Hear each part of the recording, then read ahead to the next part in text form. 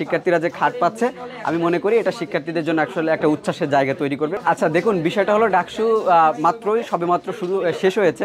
আমরা শিক্ষার্থীদের যে একটা ইশতেহার দেখেছি, প্রত্যেকটা নির্বাচিত প্রতিনিধি যারা আগেই ইশতেহার দিয়েছিল তারা সেগুলো পূরণের জন্য কাজ করার এখনো সুযোগ সেভাবে তৈরি হয়নি।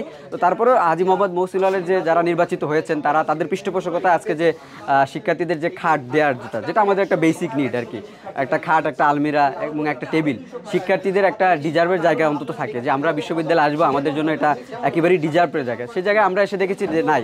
তো তারপরে নবনির্বাচিত যারা সংসদের যারা ভিপি থেকে শুরু করে জিএস, এজিএস এবং যারা কমিটিতে গেছেন তারা আজকে তাদের পৃষ্ঠপোষকতা আজকে শিক্ষার্থীরা যে খাট পাচ্ছে আমি মনে করি এটা শিক্ষার্থীদের জন্য আসলে একটা উচ্ছ্বাসের জায়গা তৈরি করবে এবং তাদের আসলে এটা আমাদের জন্য দরকার এবং এটা আসলে একটা ভালো ইনিশিয়েটিভ হয়েছে আর কি। ছাত্রলীগ আমলে যখন হলগুলো ছিল, আওয়ামী লীগ সরকার ছিল, সেই সময়টাতে আমি ছিলাম একটা 13 নম্বর রুমে।